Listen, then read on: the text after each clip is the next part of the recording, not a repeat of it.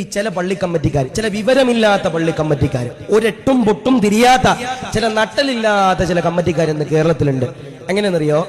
ഉസ്താദന്മാരെ ജോലിക്ക് വെക്കുമ്പോ ശമ്പളമൊന്നും വലിയ ശമ്പളമൊന്നും ഉണ്ടാവില്ല, ഭക്ഷണം ഉണ്ടാവില്ല. ആ ഭക്ഷണത്തിന്റെ പൈസ ഉസ്താദെ ഞങ്ങൾ തരാം. എന്താ പറയാ? ഭക്ഷണം ഞങ്ങൾ തരില്ല, ഭക്ഷണത്തിന്റെ പൈസ ഞങ്ങൾ തരാം ഉസ്താദെ. അത് 800, 700, 500, 200 വീടുകളുള്ള മഹലിൽ നിന്ന് ഒരു നേരം ഒരു ഉസ്താദിന് എന്റെ പ്രിയപ്പെട്ടവരെ ഭക്ഷണം കൊടുക്കാത്ത എത്രയോ പള്ളി കമ്മിറ്റിക്കാര്. അള്ളാഹു കാത്തിരിക്കുമാറാവട്ടെ, അള്ളാഹു ഹീമ നൽകി അനുഗ്രഹിക്കുമാറാവട്ടെ. ഞാനിപ്പോ ഇന്നലെ എന്റെ ഒരു സുഹൃത്തിനെ വിളിച്ചു, തിരുവനന്തപുരത്ത് വലിയ ഒരു ഉസ്താദാ. ഞാൻ ചാളിയാ നോമ്പൊക്കെ തുറന്നോ? നോമ്പൊക്കെ തുറന്നു. ഞാൻ എവിടെന്നാ നോമ്പ് തുറന്നേ? കടയിൽ നിന്നാ നോമ്പ് തുറന്നേ. എന്താ പറഞ്ഞ? കടയിൽ നിന്ന് ഭക്ഷണം മേടിച്ചിട്ടാണ് നോമ്പ് തുറന്നേ. അപ്പൊ ഞാൻ ചോദിച്ചു, അവിടെ എന്താ വീട്ടുകാരൊന്നും ഇല്ലേ? ഒക്കെ മൃഗങ്ങളാ, മനുഷ്യന്മാരൊന്നും അവിടെ ഇല്ലേ? അപ്പൊ എന്നോട് പറയൂ, സാറേ എനിക്ക് ഇത്ര രൂപ ശമ്പളം ഉണ്ട്.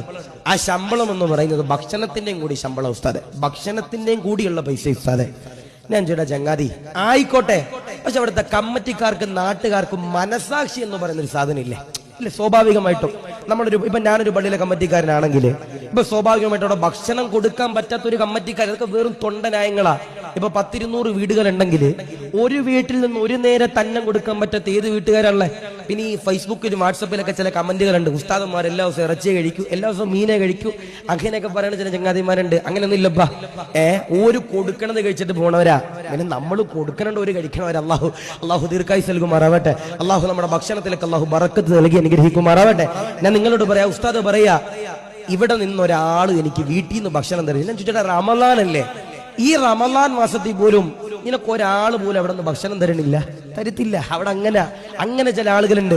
ഞങ്ങൾ പൈസ ശമ്പളം കൊടുക്കുന്നുണ്ടല്ലോ ഉസ്താദെ, അതിലേക്കുള്ള ഭക്ഷണം കൊടുക്കുന്നുണ്ടല്ലോ ഉസ്താദെ, അതുകൊണ്ട് ഞങ്ങൾക്ക് ഒരു നേരത്തെ നോമ്പ് തുറ പോലും എന്റെ പ്രിയപ്പെട്ടവരെ തുറപ്പിക്കാൻ നമ്മുടെ മഹലിലുള്ള ആളുകൾക്ക് ഉസ്താദ്മാർക്ക് കൊടുക്കാൻ പറ്റിയില്ലെങ്കിൽ, ഇനി ഉസ്താദ്മാർക്ക് കൊടുക്കാൻ ഞാൻ പറയണില്ല, നമ്മുടെ നാട്ടിലുള്ള പാവപ്പെട്ട പണ്ഡിതന്മാർ എത്രയോ പേരുണ്ട്, അവർക്ക് എന്റെ പ്രിയപ്പെട്ടവരെ കൊടുക്കാൻ കഴിഞ്ഞില്ലെങ്കിൽ പിന്നെ എന്ത് പള്ളി കമ്മിറ്റിക്കാർ? അല്ലാഹു കാത്തിരിക്കട്ടെ, ഈമാൻ നൽകുമാറാവട്ടെ.